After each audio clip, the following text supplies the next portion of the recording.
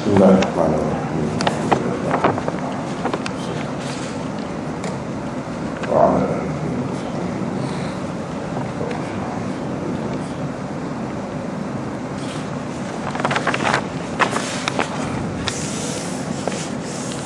Perbincangan kita yang lepas rasanya sampai ke muka surat 34. Di atasnya Abu Isa yang Imam Tirmidzi berkata,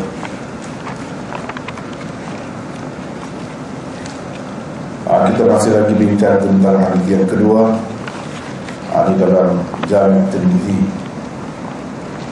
Selepas Imam Tirmidzi mengemukakan hadisnya, dia membuat komentar dengan katanya, muka surat 33 ya.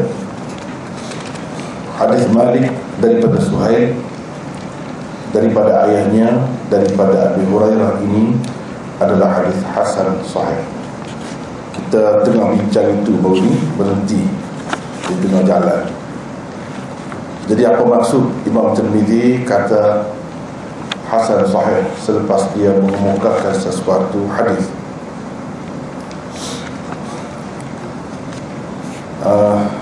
Baru ini kita telah bincangkan yang pertama dan yang kedua dan yang ketiga. Yang kedua iaitu sesetengah ulama mengatakan ini habis dah bincang tentang hadis tu, pengajaran hadis itu sudah berlalu. Kita sekarang ni nak bincang tentang keistimewaan Tirmidzi ataupun komentar yang dibuat oleh Imam Tirmidzi terhadap hadis dengan sanadnya yang telah dikemukakan sebelum ini. Kalau kita bertemu di dalam Sunan Tirmidzi ataupun Jami' Tirmidzi ini, di akhir hadisnya dia kata hadis ini hasan sahih, maka apa maksudnya? Sebelum ini kita telah bincangkan pendapat yang mengatakan hasan sahih itu sebenarnya ada dibuang di celahnya, di tengahnya satu haraf ataf, kata penghubung. Mungkin diandaikan waw. Hasan sahih maksudnya hasan wa sahih, hasan dan sahih. Satu.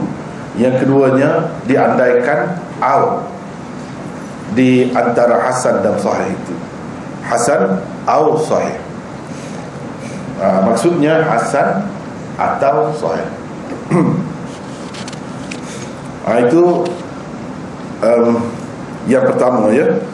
Saya ulas sekali lagi secara ringkas. Itu yang pertama. Itu pendapat yang dikemukakan oleh Hafiz Ibn Hajar di dalam kitabnya Nukhbatul Fikar. Yang keduanya pendapat Ibnu Katsir. Dia kata ini satu istilah Imam Tirmidzi, hasan sahih. Kata dia sahih ada maknanya yang sendiri, hasan ada maknanya yang tersendiri, seperti yang kita sudah maklumi. Hasan sahih, Imam Tirmidzi cuba perkenalkan satu istilah baru, iaitu hadis ini maksudnya di bawah daripada sahih tapi di atas daripada hasan. Ataupun hadis ini adalah gabungan di antara sahih dan hasan. Sahih ada maknanya sendiri, hasan ada maknanya yang tersendiri. Hasan sahih dia ada makna yang lain. Itulah yang cuba diperkenalkan oleh Imam Tirmidzi. Saya buat contoh dahulu.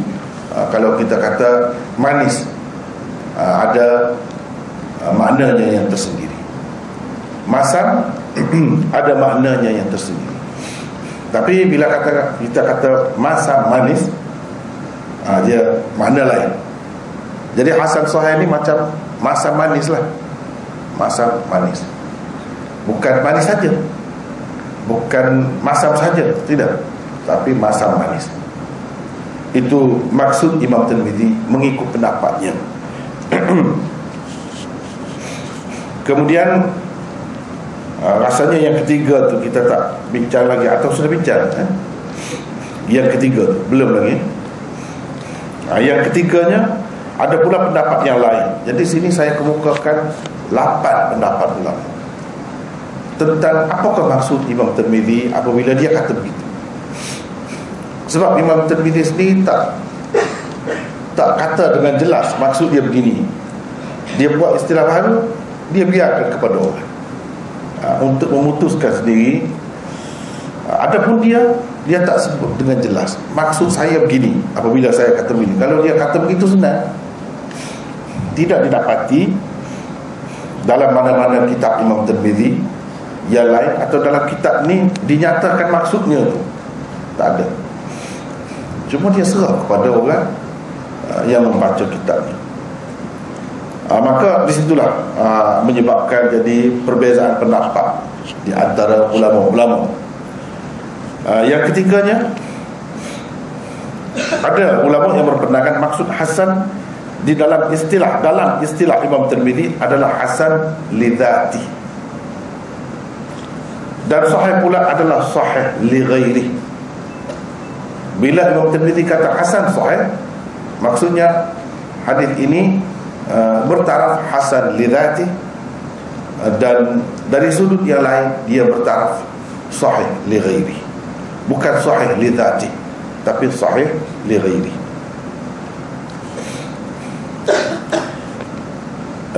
Ia tidak akan menjadi sahih li dzati kerana terdapat perawi yang tidak memenuhi syarat sahih li dzati, iaitu sempurna dhabtnya. Sebelum ini kita sudah bincang ni tammud dhabt.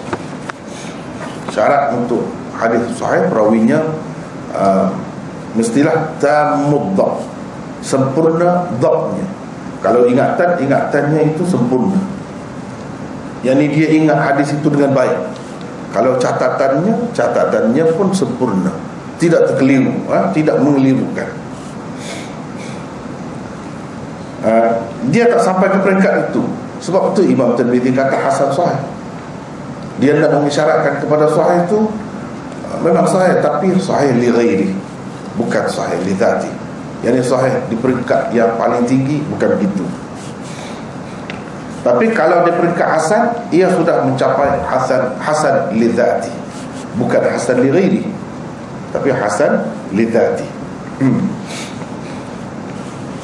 Namun kedudukan dan kekuatan hadis tersebut telah meningkat selari dengan jumlah sanad yang dimilikinya. Bersandarkan kepada kekuatan sanad yang banyak, dan ada pula antaranya bertaraf sahih, tidak salah jika ia disebutkan sebagai sahih li ghairi, walaupun jika ia berdiri dengan sendiri, kedudukannya hanyalah hasan sahaja, yani hasan li dzati. Kalau kita tengok kepada riwayat itu sahaja, nescaya kita akan kata sanad dia tu, berdasarkan sanadnya, ini hadis ini bertaraf hasan li dzati. Tapi bila kita tengok kepada sanad-sanad bagi hadis ini yang lain, yang Imam Tirmizi tidak kemukakan di sini, maka ada di antaranya yang bertaraf sahih. Yang ini tidak bertaraf sahih, hasan li dzati sahaja.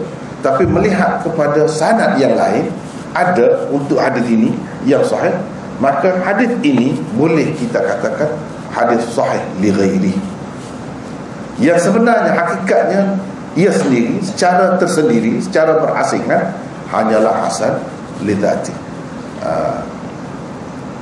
Tapi bila diambil kira sanad yang lain yang sahih li ghairi, tapi sanad itu bukan ada di sini.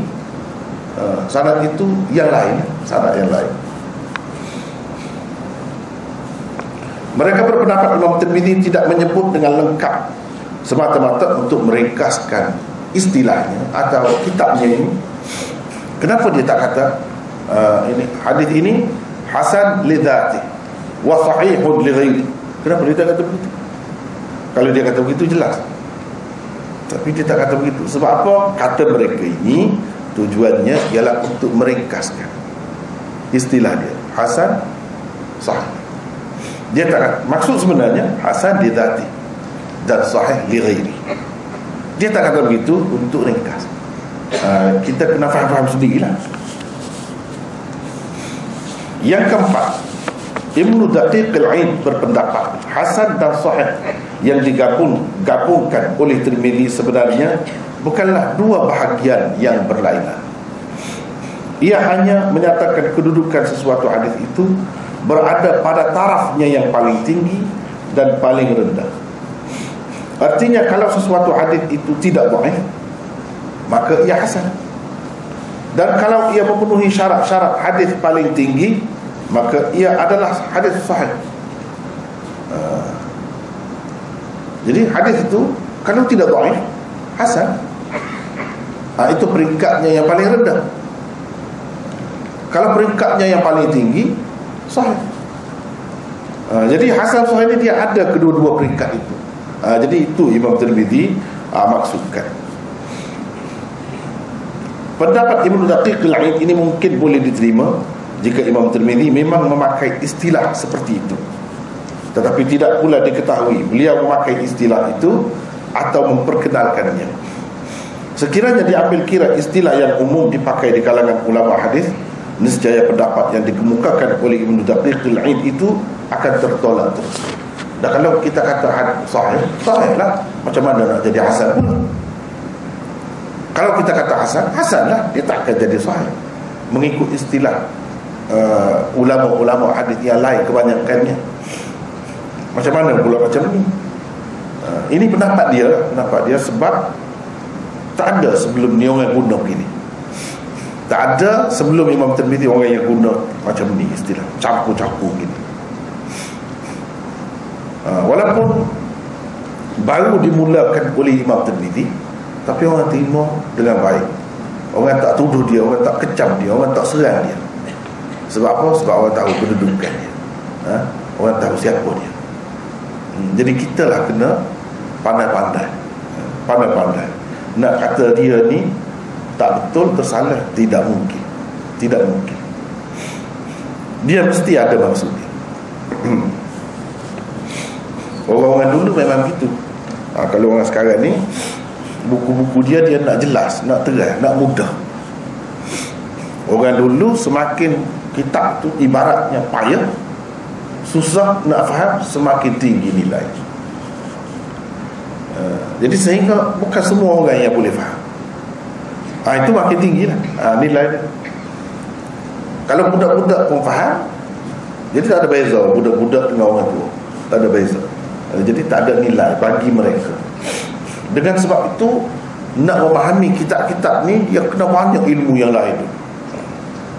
Kalau tidak, tak boleh faham. Tersalah boleh jadi. Besar kemungkinan, banyak sangatlah kita akan tersalah kalau kita tak cukup persediaan. Jadi persediaan itu dipanggil ilmu alat lah. Ilmu alat itu yang asas. Selain daripada ilmu alat, ilmu-ilmu lain, tafsir, apa-apa lagi, fiqh, semua tu kena mendalam. Kalau tidak, tak faham.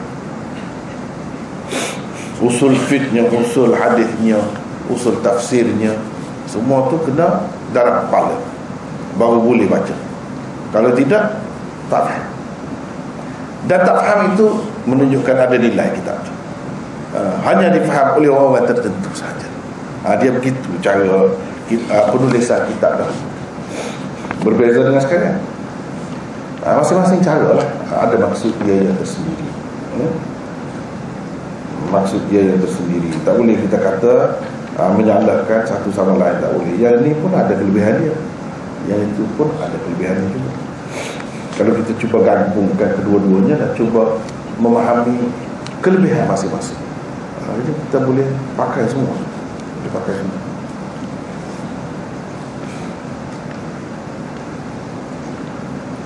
Yang kelima, menurut Badruddin Az-Zarkashi, hasan dan sahih yang digabungkan oleh Imam Tirmizi itu dipakainya sebagai dua perkataan yang sama artinya.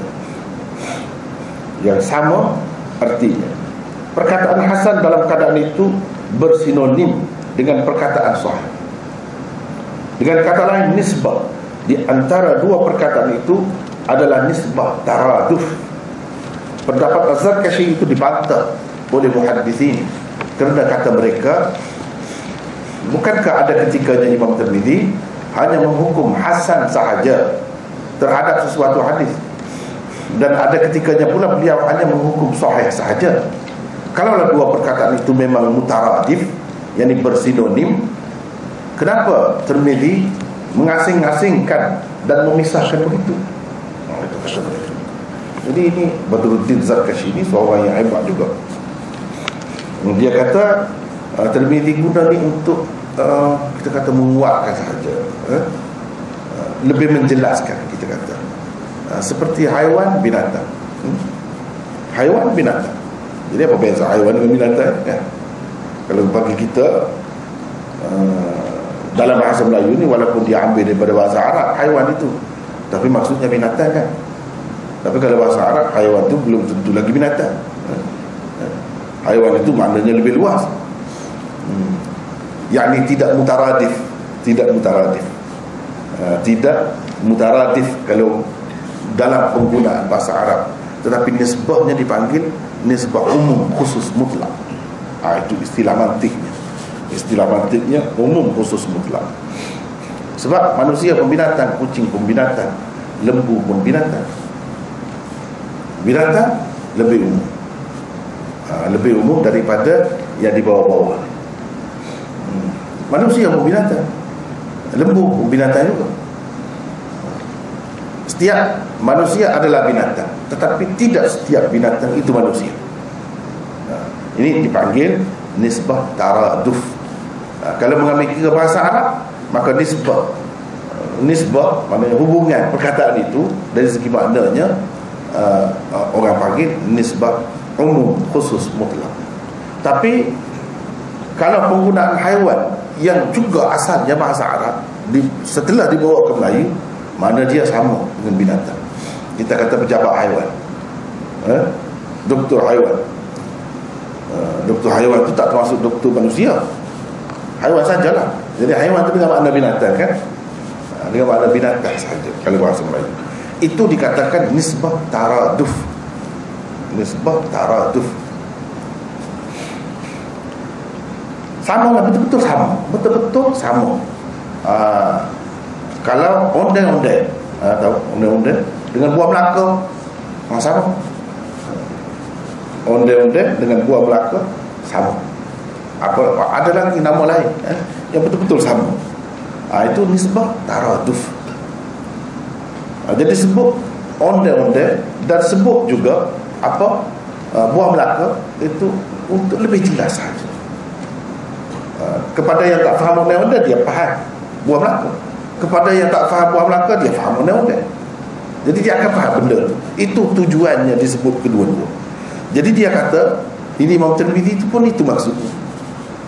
Padahal yang sebenarnya hasan dan sahih itu baginya sama saja, sama. Ini sebab Imam Tirmidzi buat berbeza daripada orang lain lah. Jadi dia cuba nak memecahkan kebuntuan tu, masalah tu. Kalau tidak,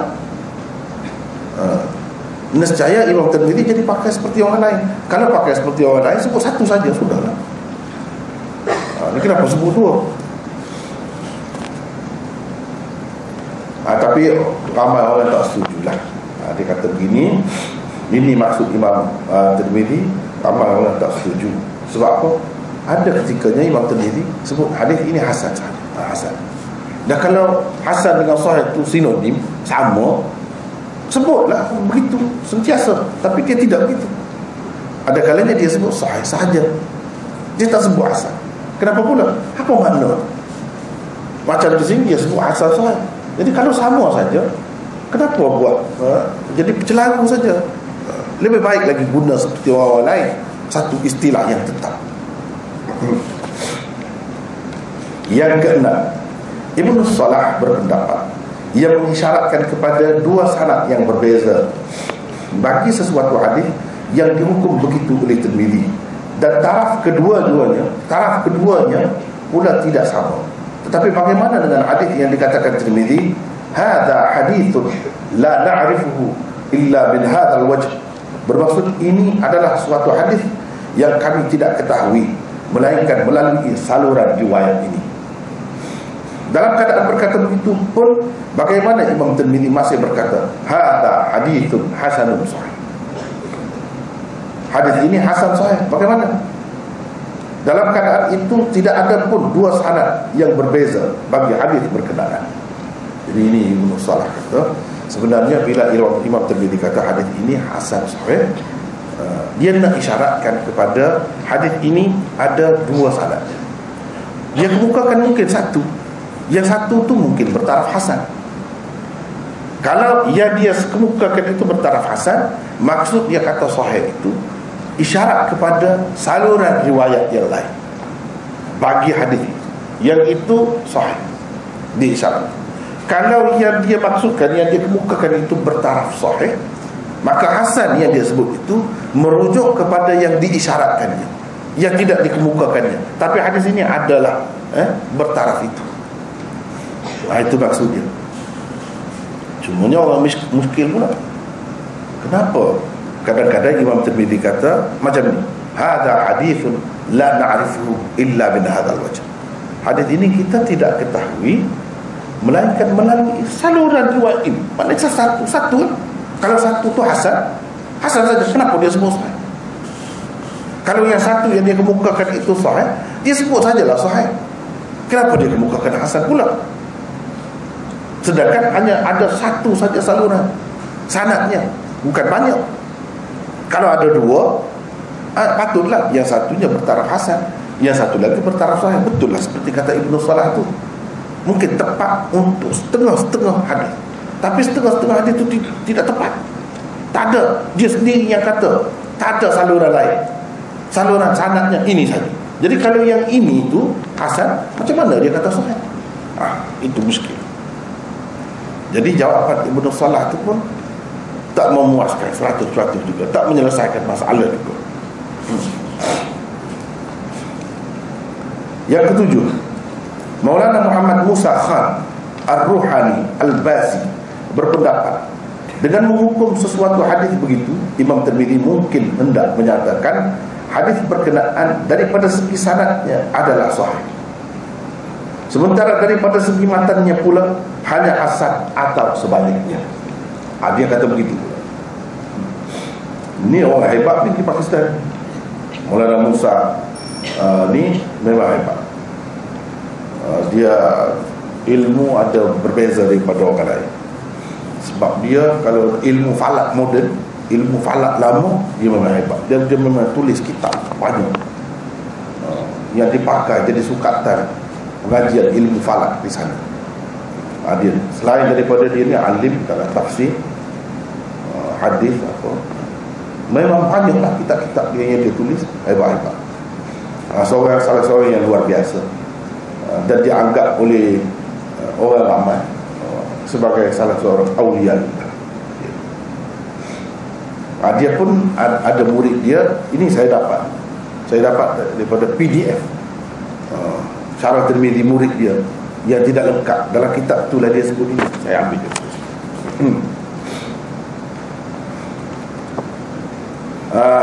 Dia kata Imam Tirmidzi nak isyarat kepada, kan dia ada dua bahagian hadis ni, satu matan, satu lagi sanad. Boleh jadi bila dia kata hasan sahih itu, dia nak mengisyaratkan kepada hadis ini sanadnya bertaraf hasan, tetapi matannya bertaraf sahih. Macam mana? Matannya bertaraf sahih. Sebab apa? Sebab kalau kita tengok berdasarkan saluran riwayat yang lain, sanadnya sahih. Matannya itu macam ni lah, betul-betul macam ni. Tapi dikatakan Imam Tirmidzi kata hasan itu melihat kepada sanad. Tapi matan itu sendiri kalau kita cari, ada yang sanadnya sahih. Tapi yang Imam Tirmidzi kemuka ni bukan sahih sanadnya, hasan sahaja. Matan dia sahih. Atau sebaliknya, yakni Imam Tirmidzi mengisyaratkan kepada sanadnya sahih, tapi matannya tidak sahih, tidaklah setinggi itu, hanya bertaraf hasan sahaja. Hanya bertaraf hasan sahaja. kita nak tahu macam mana ini bertaraf sahih atau bertaraf hasan, kena tengoklah. Kena tengok hakikat matan dia. Hakikat matan dia. Mungkin juga beliau bermaksud, ini maksud yang kedua, mungkin juga beliau bermaksud menyatakan hadis berkenaan menurut ulama-ulama hadis yang lain bertaraf hasan, tetapi menurut beliau sendiri ia bertaraf sahih atau sebaliknya. Boleh jadi juga dia maksud gitu. Ini orang yang sama kata. Boleh jadi juga Imam Tirmizi nak cerita yang dia kata hasan sahih itu hasan bagi saya hadis ini, bagi orang lain sahih. Atau sebaliknya, bagi orang lain hasan hadis ini, bagi saya tidak hasan, sahih. Mungkin Imam Tirmizi bermaksud begitu. Tapi mungkin saja dia pun tidak kata memang Imam Tirmizi maksud begitu. Dia tak kata begitu. Mungkin saja.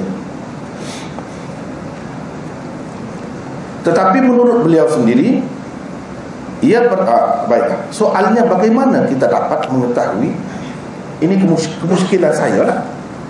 Bila saya baca dia kata begitu, kita timbul kemuskilan. Inilah tak boleh selesai juga masalah. Soalnya bagaimana kita dapat mengetahui yang Imam Tirmizi maksudkan dengan hasan itu sanadnya, dan yang dimaksudkan dengan sahih itu ialah matannya. Macam mana kita dapat? Susah tu. Adakah Imam Tirmizi karan kitab dia ni nak bawa orang dalam lembah kesusahan?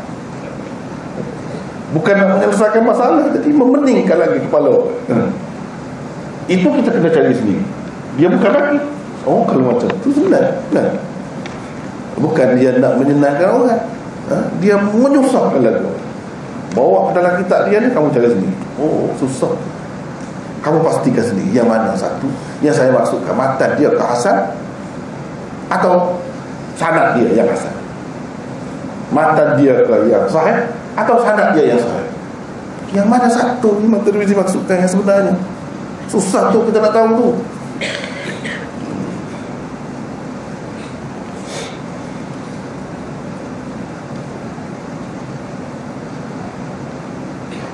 Atau sebaliknya, bagaimana pula kita dapat membezakan dan menentukan pendapat Imam Tirmizi dan pendapat ulama-ulama hadis yang lain? Siapa yang dimaksudkan dengan ulama-ulama yang lain itu? Apabila Tirmizi mengatakan hadis ini hasan sahih,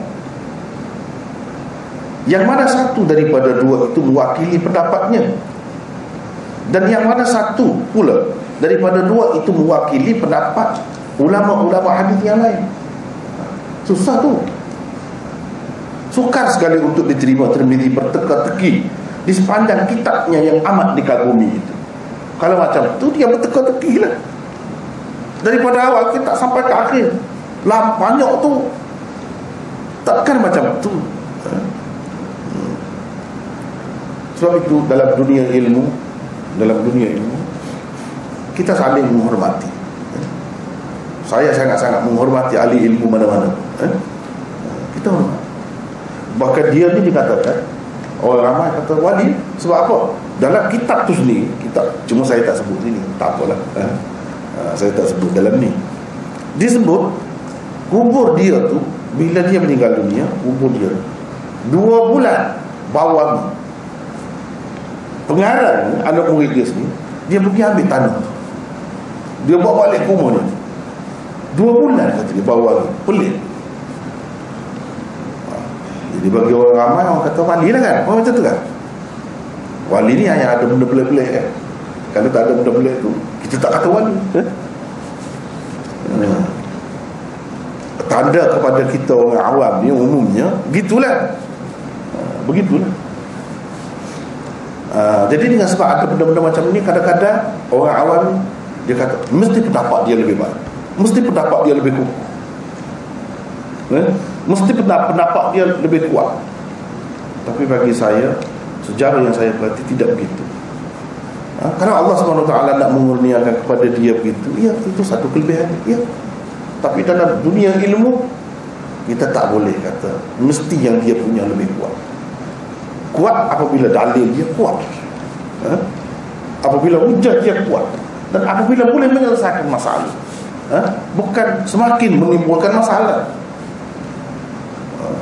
Tak ada jaminan, tak ada jaminan semua ni.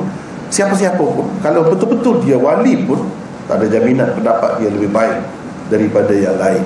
Dan sentiasa dia tu betul, berada di atas landasan yang betul, lebih betul daripada yang tak ada jaminan. Saya sudah berhati banyak. Ini salah satunya. Ini salah satunya. Sama juga macam Syekh Abdul Qadir Al-Jailani yang dianggap sebagai ketua wali. Kalau kita tengok dalam kitab dia, Ghudiyatul Talibin, atau nama lainnya Al-Ghudiyah li Talibil Haq, banyak benar benda yang tak masuk akal. Bukan tak masuk akal, bercanggah dengan kaedah. Kepada orang-orang yang tak faham, tak belajar, dia tak kira dah. Dia kira ini siapa punya. Dia tak kira dah kemungkinan ada tokoh tambah ke, siapa yang masukkan, sisipkan dalam kitab tu mungkin, kemungkinan. Dia tak kira dah. Dia kira ini perkara mesti dia betul. Sebab apa? Banyak perkara kan, selalu dia mimpi jumpa dengan Rasulullah. Ada pula yang berfahaman yaqazah tu, dia kata berjumpa sedar-sedar begini, bukan mimpi pun ada. Banyak kali bukan seperti kita. Jadi takkanlah dia tak tanya Rasulullah, yang ni hadis ni macam mana, yang ni yang betul ni macam mana. Mestilah ada. Dia buat mesti begitu, padahal tak mesti. Tak mesti. Hebat macam mana pun tak mesti. Dia boleh jadi salah, boleh jadi betul. Itu dalam dunia ini. Dan mesti kita kena mengambil kira orang lain juga. Orang-orang lain juga. Apa kata orang lain tentang hadis itu? Dia tidaklah dikenali, misalnya Syekh Abdul Qadir Jailani tidaklah dikenali sebagai tokoh hadis besar. Tidak. Ramai lagi tokoh-tokoh hadis lain yang besar. Takkan kita nak ketepikan semua? Mereka kata hadis ini tidak sahih, bahkan hadis ini maudhu'. Kalau nak kira, dia silap, dia tu bawa benda-benda macam ni sehingga jadi umum dalam masyarakat. Silap. Itu dalam dunia ilmu kita silap, salah, kita kata salah. Dari segi hormat, kita mengharapkan Allah SWT mengampunkan dia, memberi kedudukan yang baik-baik orang yang berjasa pada agama ni. Ya, betul, itu kena begitulah sikap kita. Tapi nak kata dia betul semuanya, tak boleh, tak betul. Nak kata yang dia lebih baik, pendapat dia lebih baik, lebih menyelesaikan masalah, bagi saya tidak. Banyak saya tengok contoh-contoh seumpama ini.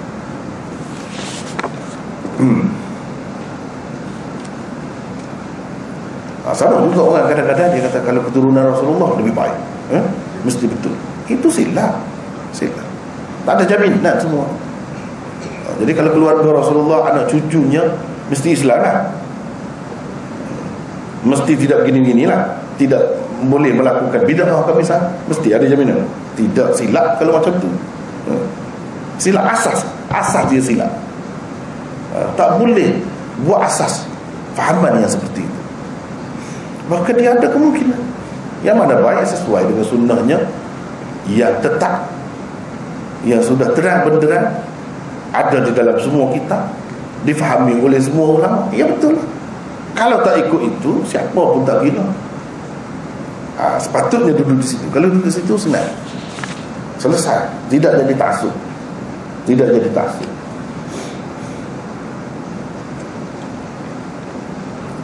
Yang ke-8, walaupun berbagai-bagai pendapat dan pandangan telah diberikan oleh para muhaddithin berkenaan dengan perkara ini, penulis tetap berpendapat istilah hasan sahih merupakan suatu istilah baharu oleh Imam Tirmidzi. Saya sendiri mengatakan ini istilah baru. Memang betul, itu istilah baru. Tetapi dengan tepat, tak berani nak kata juga. Dengan tepat. Cuma seperti orang lain, boleh jadi begini, boleh jadi. Ia mempunyai maksud yang tersendiri. Penjelasan yang lebih mendalam tentangnya boleh didapati di dalam Kitabul Ilal di akhir Jami' Tirmidzi. Di dalamnya Imam Tirmidzi menyebutkan begini tentang istilah hasan dia tu. Kita kena faham setakat mana yang ada dia sebut, kena ambil kira. Kalau tak ada sebut, nak buat macam mana? Kalau dia ada sebut, kena ambil kira. Dia ada sebut di dalam Kitabul Ilalnya. Kitabul Ilal ni kitab yang berasingan sebenarnya, tapi dia ada kaitan rapat dengan Tirmizi. Ada kaitan rapat dengan Tirmizi. Dengan sebab itu kalau kita belajar seperti macam saya lah yang belajar di Pakistan, memang kita belajar berguru juga Kitabul Ilal itu. Jadi bukan Jami' Tirmizi sahaja baca dengan guru, tapi Kitabul Ilal itu pun baca dengan berguru juga. Dia sebut apa? Wa ma dzakarna fi hadzal kitab hadithun hasan fa innama aradna bihi husna isnadihi. Indana kullu hadithin yurwa la yakunu fi isnadihi man yuttahamu bil kadhib wa la yakunu al hadith shadhan wa yurwa min ghairi wajhin nahwa dhalik fa huwa indana hadithun hasan. Itu katanya di dalam Kitabul Ilal. Bermaksud apa yang kami sebut di dalam kitab ini, maksud kitab ini yakni kitab Jami' Tirmizi. Sebab itu Kitabul Ilal dengan Jami' Tirmizi dia rapat, dia ada kena-mengena. Sebagai hadis hasan, sebenarnya kami maksudkan elok isnadnya. Elok isnadnya di sisi kami, iaitu setiap hadis boleh kita baca husna isnadihi indana. Boleh juga kita berhenti situ. Boleh juga kita baca begini, fa innama aradna bihi husna isnadihi, berhenti, titik. Indana itu khabar muqaddam. Boleh juga. Kalau macam tadi tidak khabar muqaddam. Jadi boleh kita titik di situ. Kita kata maksud kami maksudkan elok isnadnya, titik di situ. Di sisi kami. Jadi di itu kalau Melayu itu di huruf besar lah, kira-kiranya. Kalau macam itu bermakna kita pakai indana itu sebagai khabar muqaddam. Khabar muqaddam. Kullu hadithin itu jadi mubtada muakhar dari segi i'rabnya. Itulah jadi boleh kedua-duanya boleh. Tetapi yang di sini kita titik tu selepas di sisi kami. Kullu hadithin yurwa ini itu jadi kullu hadithin jadi mubtada. Jadi mubtada, bukan mubtada muakhar. Itu dari segi i'rabnya lah, dari segi nahwu. Tak salah kita faham begitu pun tak salah, begini pun tak salah. Sebab kita Arab ni dia tak ada titik. Sebenarnya kita lama ni, bahasa Arab lama ni tak ada nuktah, tak ada koma, tak ada nuktah bertindih, tak ada pembuka kata, penutup kata, semua tak ada. Semua ni dia bergantung kepada kaedah. Kaedahnya apa? Macam kita kata tadi, ini khabar muqaddam. Kita faham khabar muqaddam tu macam mana? Jadi kalau kita baca, kita berhenti di situ. Fa inna ma aradna bihi husna isnadihi. Betul. Indana kul. Gitu. Cara baca tu. Daripada cara baca tu kita tahu ini sebagai apa, ini sebagai apa. Setiap hadis yang diriwayatkan dalam keadaan tidak ada di dalam isnadnya orang yang dituduh dusta, hadis itu pula bukan syadz dan maknanya diriwayatkan bukan melalui satu saluran riwayat sahaja, maka itulah hadis hasan di sisi kami. Imam Tirmizi kata. Jadi kena ambil kira yang dia kata tu apa hasan dia. Bila dia kata hasan sahih, kena ingat ni, kena ingat apa yang pernah dia kata tentang hasan, hadis hasan. Di sinilah letaknya perbezaan di antara pengertian hasan di sisi Imam Tirmizi dan hasan di sisi ulama hadis yang lain.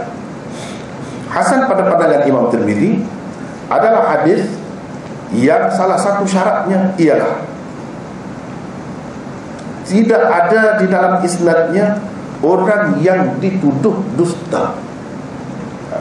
Itu berbeza daripada orang lain. Orang lain tidak begitu. Sedangkan ta'rif hasan menurut ulama-ulama hadis yang lain ialah hadis yang diriwayatkan oleh orang yang adil, tetapi ia kurang daripada segi dhab, naqisud dhab. Sebelum ini kita sudah bincang tentang ta'rif dia pada muka surat 33 tu di atas. Hadis sahih macam mana, hadis hasan macam mana, mengikut ulama kebanyakan. berbanding perawi hadis sahih. Perbezaan ta'rif di antara keduanya adalah sangat besar. Besar ni beza. Kalau berdasarkan ta'rifan Imam Tirmizi, sesuatu hadis masih berkedudukan hasan walaupun terdapat perawi dhaif, asalkan perawi itu tidak dituduh dusta. Hasan lagi, bagi dia hasan lagi. Sebab perawi dia tidak dituduh dusta. Kalau ada dituduh dusta, baru tak boleh hasan. Jadi hadis dhaif pun boleh hasan. Gitulah kira-kira.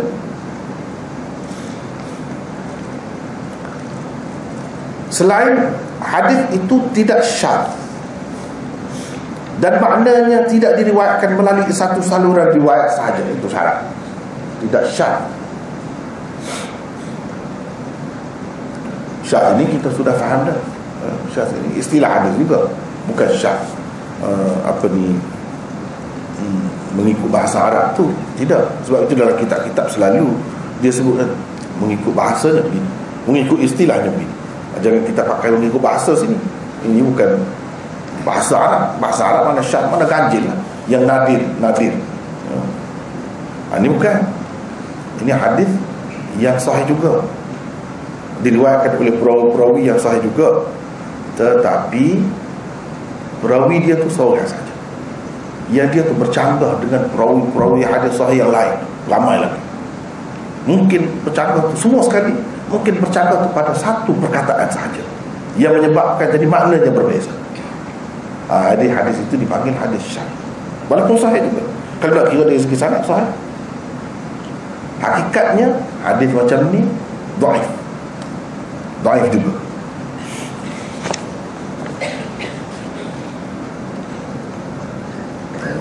Dan maknanya tidak diriwayatkan melalui satu saluran riwayat sahaja.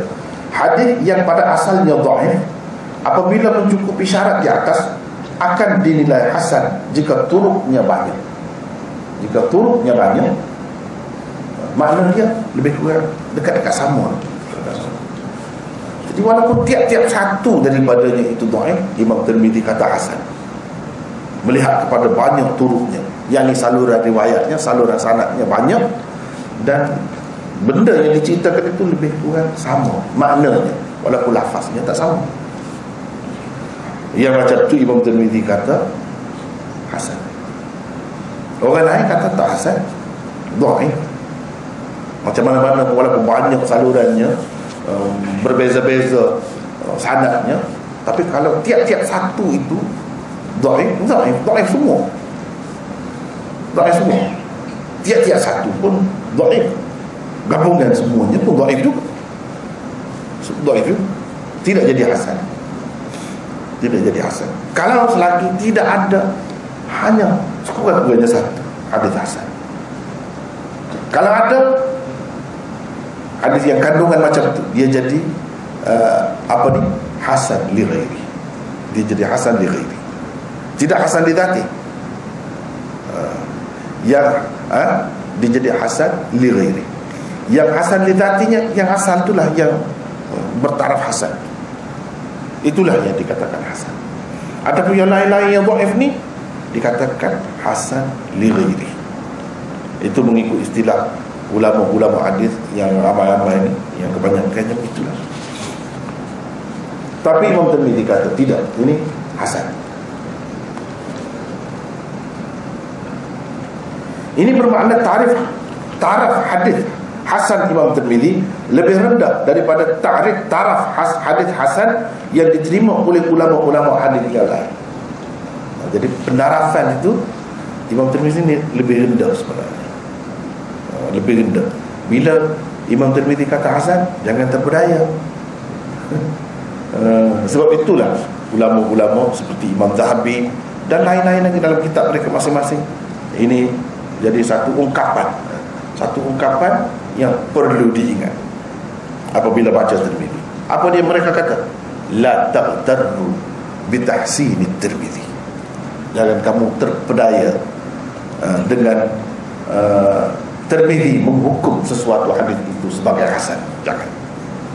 Boleh jadi hadis itu dhaif. Jangan.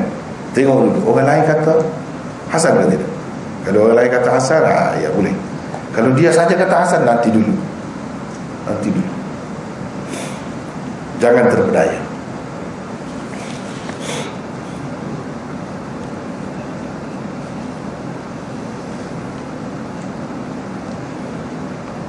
Saya sebelum pada ni sudah buat contoh dah kan. Sebelum pada ni, kenapa Imam Tirmidzi kata hasan ni? Hasan juga. Dhaif semua tu, tapi banyak saluran ni cerita tu sama, lebih kurang sama makna dia. Imam Tirmidzi kata hasan. Kenapa begitu? Sebab banyak sesuatu hadis ini walaupun dhaif, apabila banyak dia jadi kuat. Saya pernah buat contoh sebelum ini kepada pelajar-pelajar saya di dalam Kautsar pun contoh itu juga, di lain pun contoh itu juga. Kita andaikanlah Muhammad Ali yang ahli tinju kan, yang hebat tu, tapi sekarang dia macam lain dia ceritanya kan. Tak kira lah dia dulu kan, sebab orang lain tak sebanyak tu dapat Johan, tak banyak kali, tapi dia banyak kali. Kira-kiranya kalau budak-budak biasa ni, budak-budak kita ni biasa, kalau kena tumbuk dia melayan kita, melayan. Terutama kalau budak-budak kecil belasan tahun, 11 tahun, 12 tahun, nak lawan dengan dia seorang tak boleh. Tapi budak-budak ni kita kata yang lemah-lemah lah. Seorang tak boleh lawan, 2 orang tak boleh lawan, 10 orang tak boleh lawan. Kalau 40 orang tak boleh lawan juga. Boleh jadi mati dia. Yang ini cekik tekuk, yang ini pegang kaki, yang ini buat begini, kan? Yang lemah tu bila banyak dia jadi kuat. Yang misalnya sama juga cerita orang-orang dulu. Saya ingat lagi masa belajar sekolah rendah, yang si ayah tu nak ajar adik-beradik dia, anak dia yang banyak beradik ni supaya bersatu, supaya jangan berpecah. Ayah dia suruh patahkan kayu kan, ranting kayu yang kecil tu. Kalau satu-satu mudah patah. So dia ambil satu berkas, masih berempat. Tak boleh kan? Begitulah juga dengan sesuatu yang dhaif, sesuatu yang lemah, tapi kalau banyak dia jadi kuat. Itu maksud Imam Tirmidzi. Jangan kamu ketepikan saja. Kamu tak heran tu, tak mau dengar dah bila kata hadis dhaif. Jangan, tengok dulu dhaif macam mana. Kalau banyak, itu maksud Imam Tirmidzi. Salah satu maksud dia lah, saya rasa dia buat Tirmidzi, dia guna istilah hasan dia sendiri, dia nak cerita benda tu. Sebab hadis dhaif tu boleh jadi sebenarnya ada asalnya daripada Rasulullah sallallahu alaihi wasallam. Boleh jadi ada. Cuma oleh kerana perawi-perawi ni ingatannya tak kuat ataupun ada masalah, boleh jadi tak sampai kepada kita sebagaimana sepatutnya. Yang sebenarnya itu yang pernah diucapkan oleh Rasulullah sallallahu alaihi wasallam juga. Berbeza dengan hadis maudhu'. Kalau hadis maudhu' ni tak pernah, langsung tak mungkin. Kalau kata hadis dhaif ni, jangan kita dustakan. Tak boleh kita dustakan. Cuma kita tak boleh pakai, tak boleh nak buat hujah dalam perkara ni. Nak kata ini dengan pasti begitu, kecuali kalau ada dalil lah. Ada dalil yang kukuh, lain dah, tak apalah. Tapi kalau semata-mata orang sebut ada dhaif itu, kita kata ni dusta, tak boleh kita hukum dusta begitu terhadap hadis dhaif. Sebab dia ada juga tenaga, dia ada juga hakikat itu. Macam tadi lah. Cuma apabila digabungkan, kalau dhaif itu, sebab itu dia dhaif ni pun banyak tarafnya pula kan. Kalau dhaif jiddan itu lain, kalau dhaif jiddan itu lain. Tapi kalau tidak dhaif jiddan, atau ada satu dhaif jiddan tapi yang banyak lagi ni tidak dhaif jiddan, lain. Jadi itu maksud Imam Tirmidzi buat benda-benda gini. Kenapa dia buat berbeza daripada orang lain? Iaitu jangan kita pandang lekeh, pandang tak ada nilai langsung, tak perlu dihiraukan langsung hadis dhaif itu, jangan. Kalau saya gabungan banyak yang dhaif itu, sanadnya banyak, ceritanya sama, saya kata hasan. Dia boleh ada ketika-ketikanya kita boleh guna ya. Tapi tengoklah untuk apa. Kalau akidah tak boleh, macam mana pun tak boleh.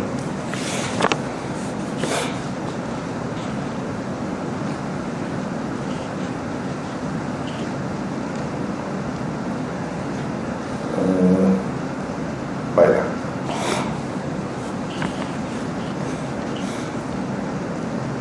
Jika turuknya tidak banyak sekalipun, tetapi hadis tersebut tidak tergolong dalam hadis syadz dan perawinya tidak tertuduh dusta, ia juga dinilai hasan. Kalau tak banyak pun, ada satu dua, tidaklah banyak sehingga jadi kita berasa kuat, tidaklah sampai peringkat tu.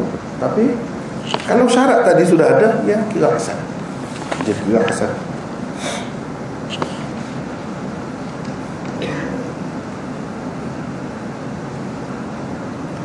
Ini bermakna taraf hadis hasan Imam Tirmizi lebih rendah daripada taraf yang diterima oleh orang lain. Bagaimana pula dengan hadis yang sedang kita bicarakan ini? Tentu bicara sekarang ini kata, dia tidak kata hasan saja, hasan sahih. Macam mana? Ia dihukum oleh Tirmizi sebagai hasan. Sedangkan jika diteliti, tidak ada seorang pun dari kalangan perawinya yang lemah. Malah para ulama hadis menganggap kesemua mereka adalah tokoh-tokoh yang dipandang tinggi. Tiada jawapan dan penjelasan yang benar-benar konkret dan memenuhi semua syarat dapat diberikan. Sebenarnya tak boleh nak kata putus. Tak boleh nak kata putus. Mungkin jawapan yang paling hampir adalah Imam Tirmizi mahu mengisyaratkan kepada beberapa sanad hadis ini. Ada di antaranya yang hasan dan ada pula yang sahih.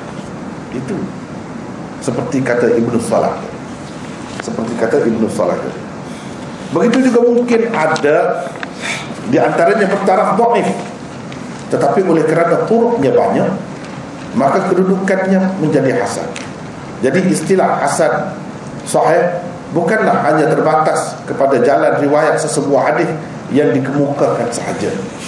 Jadi kita kena ingat bila baca Jami' Tirmizi atau Sunan Tirmizi ini, dia kata hasan sahih, jangan kita ambil kira yang dia kemukakan itu saja. Jangan kita ambil kira yang itu saja. Kita kena ingat selalu juga Imam Tirmizi dia ada istilah selepas dia kemukakan hadis tu, macam hadis ni dia ada wafil bab an fulan itu. Dalam bab ni berhubung dengan perkara ni, ada juga riwayat daripada orang ni. Jadi boleh jadi Imam Tirmizi nak kata hasan itu merujuk kepada yang dia kemuka, dan yang sahih banyak lagi. Kamu tengok fil bab itu.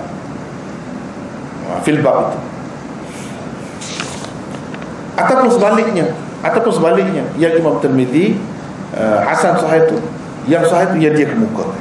Kita nak tahu macam mana? Tengoklah perawi dia tu perawi hadis sahih ke atau hadis hasan. Kalau perawi hadis sahih, kita katalah hadis itu sahih. Jadi yang hasan tu bukan yang itu, yang lain. Yang lain itu di mana? Yang dia isyaratkan dalam fil bab. Macam di sini kan. Ni muka surat 36 di atas, Abu Isa berkata lagi, berhubung dengan bab ini ada riwayat daripada Uthman bin Affan, Thauban As-Sunabihi, Amr bin Abasa, Salman dan Abdullah bin Amr. Beberapa orang. Itulah yang dikatakan fil bab, riwayat fil bab yang diisyaratkan oleh Tirmizi. Kalau kita kata yang Tirmizi kemukakan ini, hadis nombor 2 ni sahih, oleh kerana perawi-perawinya adalah perawi-perawi hadis sahih, maka hasan, yang dia kata hasan itu kita kena cari di sini. Ada yang bertaraf hasan, bukan semuanya bertaraf sahih, ada yang hasan, begitu. Atau kalau Yang dia kemukakan itu hasan, yang dia kata sahih itu yang mana? Ini pada riwayat-riwayat fil bab ini yang dia isyaratkan itu. Akan ada kalau kamu kaji, kalau kamu tengok yang sahih, bertaraf sahih. Sebab itu saya kata hadis ini hasan sahih, yang ini merujuk kepada kandungan dia tu, matan hadis itu, isi dia tu ada diriwayatkan melalui saluran yang hasan, ada juga yang sahih. Saya telah isyaratkan kepada beberapa daripadanya. Kamu tengok, takkanlah tunggu nak bagi semua kan, nak suap pula. Dah lah koyak buah tu, nak suap pula. Suap sendirilah, bukan budak-budak. Kalau budak-budak tak layak langsung makan tu. Kalau budak-budak tak layak langsung. Ini sudah layak, cuma tak pandai nak koyak. Saya koyak, dan sebahagiannya saya sudah buka. Jadi kamu makan sendirilah, suap sendirilah. Jangan tunggu dia buat semua. Dia sudah isyarat. Dia sudah isyarat. Dan filbab itu ulama-ulama tulis kitab yang berasingan. Filbab itu, yang misalnya hadis ini daripada Uthman bin Affan, mana sanad dia, di mana? Kalau dalam kitab-kitab yang ada sekarang ni kan banyak kitab-kitab hadis, di mana, jilid berapa, muka surat berapa, di bawah bab apa, disebutkan khusus untuk ini saja. Dia jadi kitab besar. Salah satunya yang terkini lah, yang bagus, dahulu telah ditulis oleh Hafiz Ibn Hajar Al-Lubab fi bab qala Tirmidzi wa fil bab. Yang terkini ditulis oleh Dr. Habibullah Mukhtar, menantu kepada Maulana Banuri, pengasas tempat jamiah yang saya belajar dahulu. Menantu dia tu alim juga, dia buat kitab namanya Kashfun Niqab amma qala Tirmidzi wa fil bab. Kitab itu 5 jilid. 5 jilid itu bahas ini saja, bukan bahas hadis. Tak, bahas ini saja. Nak ceritanya ini tarafnya apa, hasan ke, atau sahih ke, atau dhaif ke. Baru kita nampak yang Imam Tirmidzi kata hadis ini hasan sahih itu apa maksudnya. Baru kita nampak bila baca kitab itu.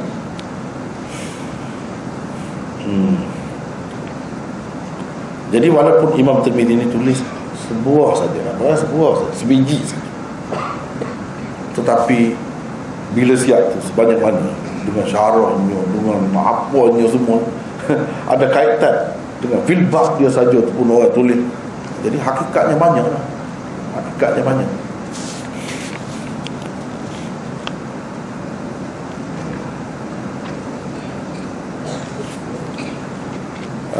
Tetapi oleh kerana turunnya banyak, maka kedudukannya menjadi hasan. Jadi istilah hasan sahih bukanlah hanya terbatas kepada jalan riwayat sesebuah hadis yang dikemukakannya sahaja. Dia ingat itu. Jadi kalau Imam Tirmidzi ni di bawah bab ni, dia kemukakan satu hadis ni sanad ni satu. Jangan kita ingat bila dia kata hasan sahih itu, hasan untuk sanad itu yang sama, sahih itu pun untuk sanad yang sama. Bukan begitu. Silap kalau kata begitu. Tapi kita kena fikir tadi. Yang dia kata hasan itu boleh jadi yang dikemukakan, boleh jadi juga yang tidak dikemukakan. Itu nak dapat itu yang mana, di mana? Kena cari filbab ini.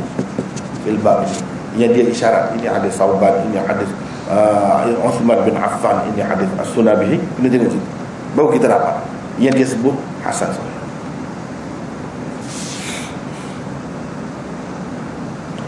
Mungkin kita kata, kenapa dia tidak sebut? Kadang-kadang dia kata gharib. Ini hadis hasan sahih gharib. Sebab memang ini hadis ni ada juga yang dhaif. Gharib itu dengan makna dhaif. Kenapa dia tak sebut? Mungkin kita mungkin. Kenapa dia tak sebut? Padahal ada pun yang dia isyarat ni pun ada yang dhaif.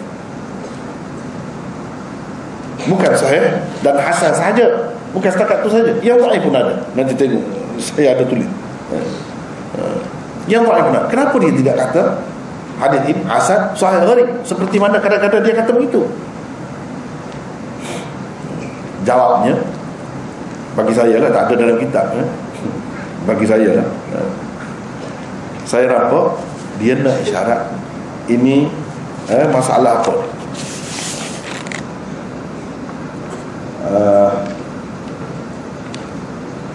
Ini masalah ni dia pergi kepada masalah akidah tu kan. Bila kita ambil air sembahyang, wudu, dosa keluar, apa faedahnya untuk hukum kalau cerita dosa tu keluar? Apa yang kita faham? Kita nak percaya ke kita tidak nak percaya? Kalau kita dengar saja cerita tu, kalau kita nak dengar saja cerita tu, kita nak percaya ke tidak nak percaya? Kalau dalam bab percaya ni, dia kena hadis tu tinggi, tak boleh yang dhaif. Kalau dhaif ada tu sebut saja ya, sebagai sokongan gitu. Yang sebenarnya yang dia kehendakinya yang sahih dia. Mana yang sahih itu? Nah, sebab itulah ulama-ulama hadis kan, dia hadis yang sahih boleh dijadi landasan ataupun asas kepada akidah juga. Kebanyakan ulama hadis faham gitu. Dia tidak semesti syaratnya sampai ke peringkat mutawatir. Tidak syarat. Sahih saja. Tidak mutawatir pun. Sebab macam cerita ni. Baik, kalau kita nak tunggu mutawatir, jadi apa kesannya kepada kita? Jadi cerita ni kita nak dengar, kita nak faham macam mana? Kita nak guna macam mana? Kita nak percaya ke tidak? Untuk sampai ke peringkat percaya tu dia kena macam mana? Sekurang-kurangnya sahih. Sekurang-kurangnya sahih. Apalagi kalau Imam Tirmizi dia kata hasan, yang dhaif pun hasan juga kan. Yang dhaif pun hasan juga kalau banyak salurannya. Itu tak boleh. Kalau dalam bab akidah untuk percaya benda tadi, dia mesti kena ada yang sahih. Yang dhaif tu tak sebut pun tak apa. Sebab bukan kita nak bergantung dengan dia. Nak bergantung dengan dia pun tak boleh. Nak bergantung dengan dia pun tak boleh. Kita kena bergantung dengan yang sahih. Kena bergantung dengan yang sahih. Jadi yang sahih ni ada. Itulah Imam Tirmizi kata hasan sahih ada. Bolehlah kalau kita nak buat pegangan. Tidak kata benda ni untuk amalan saja. Amalan pun dah dapat kelebihan. Kelebihan tu tidakkah dia berkait dengan kepercayaan? Dia berkait dengan kepercayaan juga. Kita dapat kelebihan ini, bersih kita, jadi suci jiwa kita. Itu ada kena-mengena dengan keyakinan, akidah juga tu. Sebab itulah dia tak sebut yang dhaif. Sebab yang dhaif tak boleh dibuat alasan. Tak boleh dibuat alasan untuk akidah itu. Sekadar untuk fadail boleh. Sekadar untuk fadail tu pun tengok jugalah. Tengok juga keadaan macam mana. Pandangan ini menjadi lebih kuat apabila terbukti Imam Tirmizi menyebutkan berhubung dengan riwayat lain yang dikemukakan di dalam kitab ini begini. Hadis ini adalah sahih, hasan dan gharib. Ada juga dia kata begitu.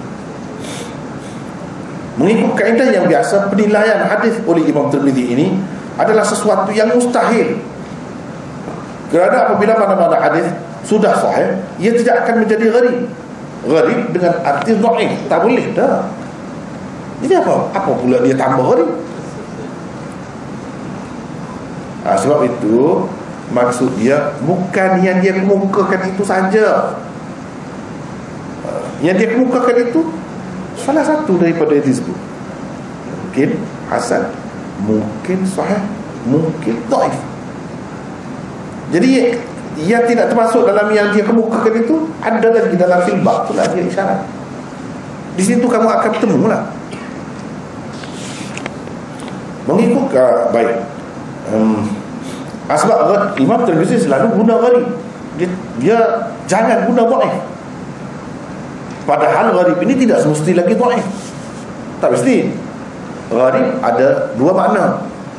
Satu gharib dengan makna dhaif, satu lagi gharib dengan makna tafarrud perawi. Yani perawi bersendirian dalam meriwayatkan, walaupun dia tu orang kuat. Jadi kalau macam tu dia boleh jadi gharib pun boleh jadi sahih juga. Boleh jadi sahih juga kalau begitu. Kalau gharib dengan makna tafarrud itu. Jadi kena tengok banyak perkara lah. Gharib ini Imam Tirmizi pakai dengan makna dhaif ke atau dengan makna tafarrud perawi. Kalau dengan makna tafarrud perawi, dia boleh masuk tu. Dengan hasan pun boleh, dengan sahih pun boleh. Yang kata tak mungkin, mustahil itu kalau gharib itu dipakai dengan makna dhaif. Tak boleh.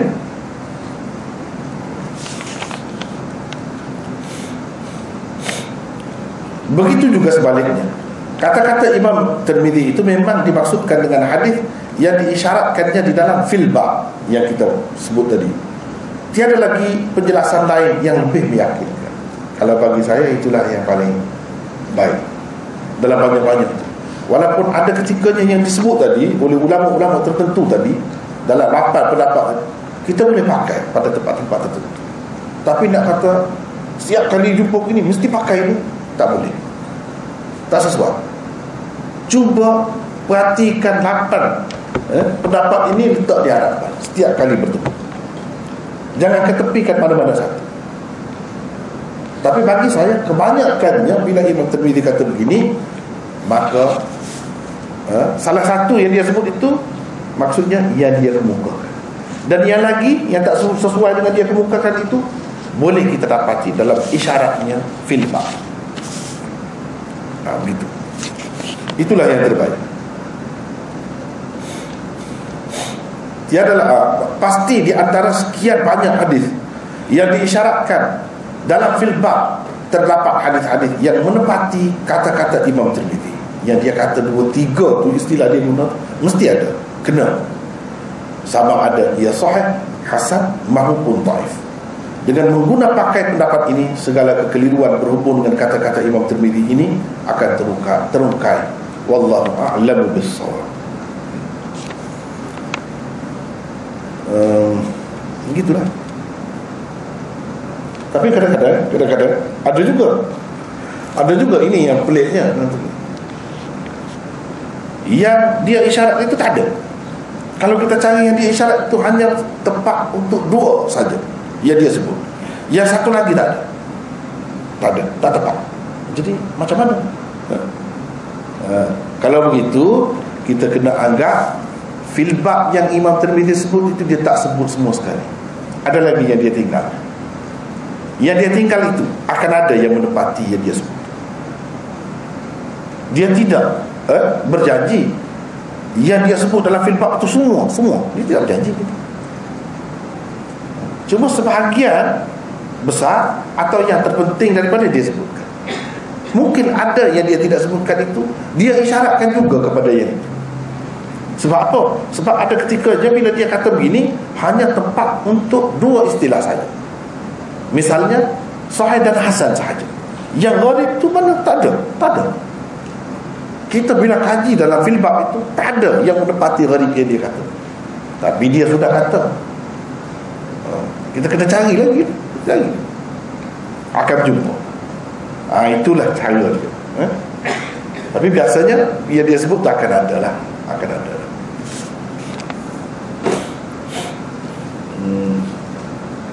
Asalnya kita pun sudah lewat sebab start pun lewat malam ni ya. Sebenarnya saya 2 jam, hampir 2 jam delay tadi. Itu sebab itu sebab lewat ya. Maaflah lewat. Macam mana? Bukan kita sengaja kan.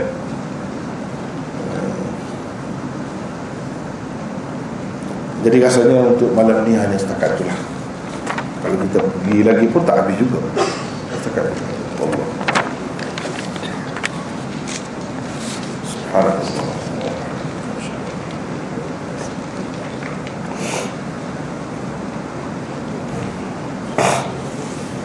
Allah berkati Allah kepada Maulana. Bagi buka untuk sesi hajat. Boleh sekali. Jadi jika ada suara soalan, pertanyaan, kemusykilan, bolehlah dikemukakan kepada Al-Fatih Maulana.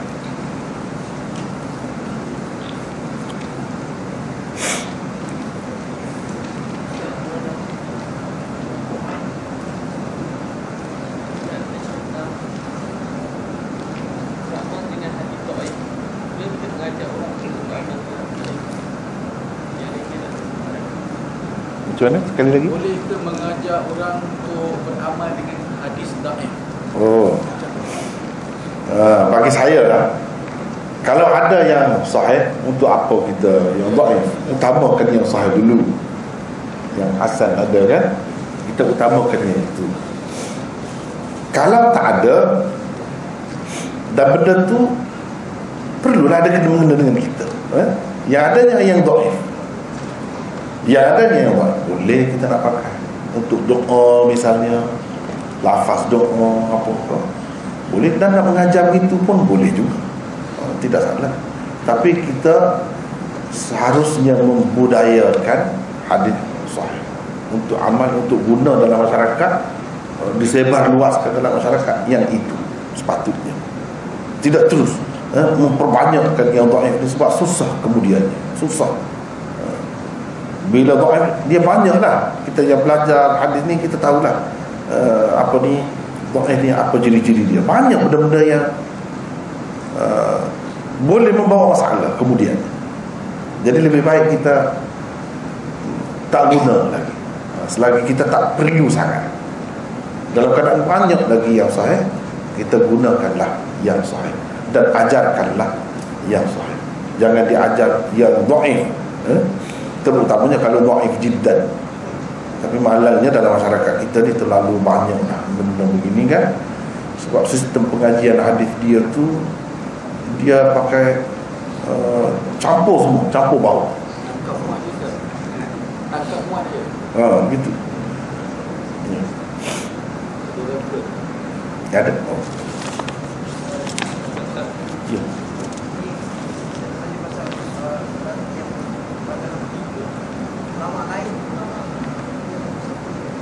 Dia sebut begitu ya, saya pun tak pasti, saya tak sempat. Sebenarnya saya tulis-tulis ya. Bila nak lari gitu ya. Sebab itu banyak tak ada rujukan, kecuali saya rasa perlu sangat ya, baru saya bubuh masukkan rujukan. Sebab nak cepat kan. Benda ni bila jadi buku nanti insya-Allah lah kita banyak perkara lagi kena baiki ya. Kena perkemaskan. Ini sepintas lalu cepat-cepat ni macam yang besok tu. Tadi sasa akhir baru siap saya buat. Sasa akhir baru siap. Kadang-kadang siapa tak tidur nak siap ni, kalau tidak macam mana. Jadi kena itulah. Kalau kita cari insya-Allah akan jumpa. Cumanya dalam sebuah dua buku yang saya rujuk tu disebut gitu saja. Jadi kita pakai itu dulu.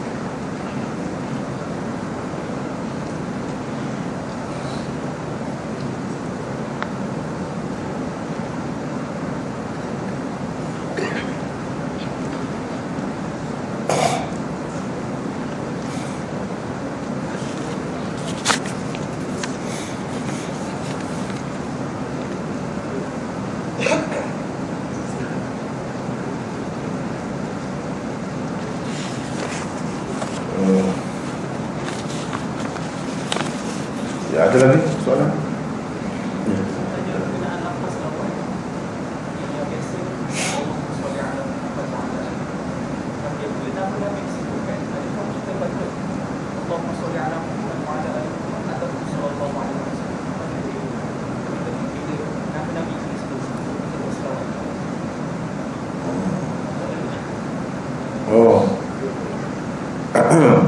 Dia sebenarnya lebih kurang, mana dia sama kan, cumanya mungkin lafaz dia tu berbeza.